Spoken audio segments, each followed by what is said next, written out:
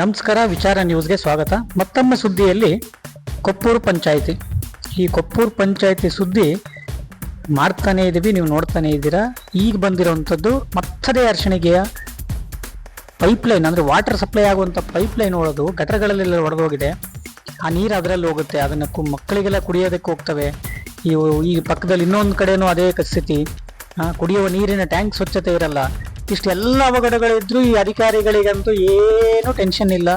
ಅವ್ರಿಗೆ ತಮಗೆ ಏನು ಬರುತ್ತಾ ಅನ್ನೋದ್ರ ಮಟ್ಟಿಗೆ ಅಷ್ಟೇ ತಲೆ ಕಟ್ಕೊಳ್ತಿದಾರ ಅನ್ನೋಂಥ ಪ್ರಶ್ನೆ ಭಾಳ ಕಾಡುತ್ತೆ.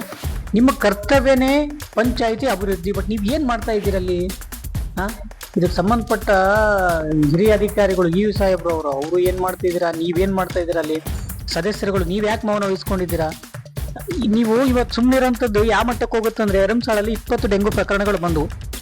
ಇವತ್ತು ನಾವು ಇದನ್ನ ಪ್ರಶ್ನೆ ಮಾಡದೇ ಇದ್ದಾಗ ನಮ್ಮದೇ ಮನೆಯಲ್ಲಿ ನಮ್ಮದೇ ಮಕ್ಕಳುಗಳು ಜ್ವರಗಳು ಬಂದು ಬಳಲ್ತಾ ಇರ್ಬೇಕಾದ್ರೆ ಆ ಮಕ್ಕಳ ನೋವಿನ ಶಾಪ ಅವ್ರಿಗೆ ಎಷ್ಟರ ಮಟ್ಟಿಗೆ ಮುಟ್ಟುತ್ತೋ ಪ್ರಶ್ನೆ ಮಾಡದೆ ಸುಮ್ಮನಿರುವಂತ ಪ್ರಜ್ಞಾವಂತ ನಾಗರಿಕನಾಗಿರುವಂತ ಹಳ್ಳಿಗಳಲ್ಲಿರುವಂತ ಎಲ್ಲ ವಿದ್ಯಾವಂತರಿಗೂ ಮತ್ತು ತಿಳಿದವರು ತಮಗೂ ಮುಟ್ಟುತ್ತೆ ಅನ್ನೋದನ್ನು ಬಹಳ ನೆನಪಲ್ಲಿ ಇಟ್ಕೊಳ್ಳಿ. ಇದನ್ನ ಗಟರ್ಗಳಲ್ಲಿ ಪೈಪ್ ಹೊಡೆದಾಗ ಕೆಟ್ಟ ಕೊಳೆತು ನಾರುತ್ತಿರುವ ನೀರು ಇದ್ರಲ್ಲಿ ಹೋಗುತ್ತೆ. ನೀವು ವಾಟರ್ ಟ್ಯಾಂಕ್ ಅಲ್ಲಿ ಅಷ್ಟು ಪಾಚಿ ಇದೆ, ಹುಳಗಳಿದಾವೆ, ಕ್ಲೀನೇ ಮಾಡಲ್ಲ ಇವ್ರು. ಇನ್ನೇನ್ ಮಾಡ್ತೀರಾ? ಇಷ್ಟು ಓಪನ್ ಆಗಿ ವಿಡಿಯೋಗಳು ಮಾಡಿ ಹಾಕಿ ಇಷ್ಟೊಂದು ಸುದ್ದಿ ಮಾಡಿದ್ರು ನಿಮ್ಗೆ ಒಂದು ಆಕ್ಷನ್ ತಗೊಳಕ್ಕಾಗಿಲ್ಲ ಅಂತಂದ್ರೆ ನೀವು ಎಷ್ಟರ ಮಟ್ಟಿಗೆ ಖಡಕ್ ಆಫೀಸರ್ಗಳು ಅನ್ನೋದು ಇದ್ರಲ್ಲೇ ಗೊತ್ತಾಗುತ್ತೆ. ಅಲ್ಲಿನ ಅಧಿಕಾರಿಗಳು ನಾವೇನ್ ನಿಮ್ಮ ಮನೆಯದು ಕೇಳ್ತಾ ಇಲ್ಲ, ನಾವೇನ್ ಯಾರಿಗೂ ಮೋಸನೂ ಮಾಡ್ತಾ ಇಲ್ಲ.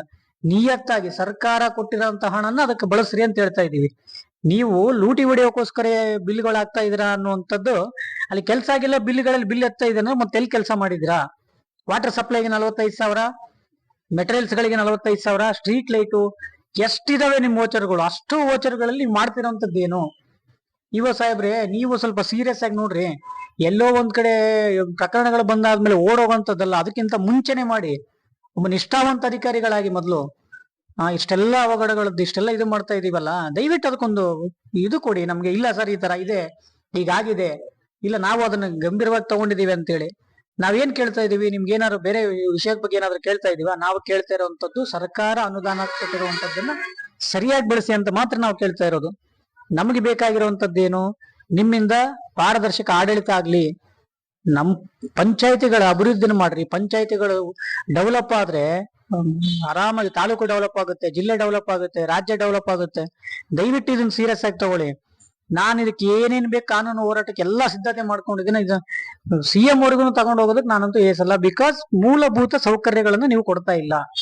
ಇದು ಮೂಲಭೂತ ಸೌಕರ್ಯಗಳು, ಇಂಥ ಕನಿಷ್ಠ ಸೌಕರ್ಯಗಳ ಮೇಲೆ ಇಷ್ಟೊಂದು ಕೇರ್ಲೆಸ್ ಇದೆ ಅಂದ್ರೆ ನೀವು ಅದ್ ಎಷ್ಟರ ಮಟ್ಟಿಗೆ ನಿಮಗೆ ಜನಗಳು ಏನ್ ಮಾಡ್ಕೊಂತಾರ ಅನ್ನುವಂಥ ಧೈರ್ಯನೋ ಅಥವಾ ನಮ್ಮನ್ನ ಯಾರು ಕೇಳ್ತಾರ ಅಂತಿರೋ ಅದೇನೋ ಗೊತ್ತಿಲ್ಲ. ಬಟ್ ಇಷ್ಟಕ್ ಮಾತ್ರ ಸತ್ಯ. ಇದನ್ನ ಒಬ್ಬನ ಸ್ಟಾರ್ಟ್ ಮಾಡಿರ್ಬೋದು, ಇದ್ರ ಸೈನ್ಯ ತರ ಒಬ್ಬರಿಂದ ಒಬ್ಬೊಬ್ರಿಗೆ ಬರುತ್ತೆ. ಇದೊಂದೇ ಪಂಚಾಯತಿ ಅಲ್ಲ, ಮಲ್ದಕಲ್ ಪಂಚಾಯತಿನೂ ನಾನು ಬಿಟ್ಟಿಲ್ಲ, ಯಾವ ಪಂಚಾಯತಿನೂ ಬಿಡಲ್ಲ. ಕನಿಷ್ಠ ಮೂಲಭೂತ ಸೌಕರ್ಯಗಳನ್ನ ಕೊಡುವುದರ ನೀವು ಸರ್ಕಾರದಿಂದ ಬಂದಿರುವಂತ ಅನುದಾನವನ್ನ ಮಾಡಿ ನಮ್ಮ ನಾಗರಿಕರಿಗೆ ನಮಗೆ ಕೊಡದೇ ಇಲ್ಲ ಅಂತಂದ್ರೆ ನಾನು ನಿಮ್ಮನ್ನ ಬಿಡೋದೇ ಇಲ್ಲ, ಪ್ರಶ್ನೆ ಮಾಡ್ತಾನೆ ಇರ್ತೇನೆ. ಇದನ್ನ ನಿಲ್ಲಿಸುವಂತ ಮಾತೇ ಇಲ್ಲ.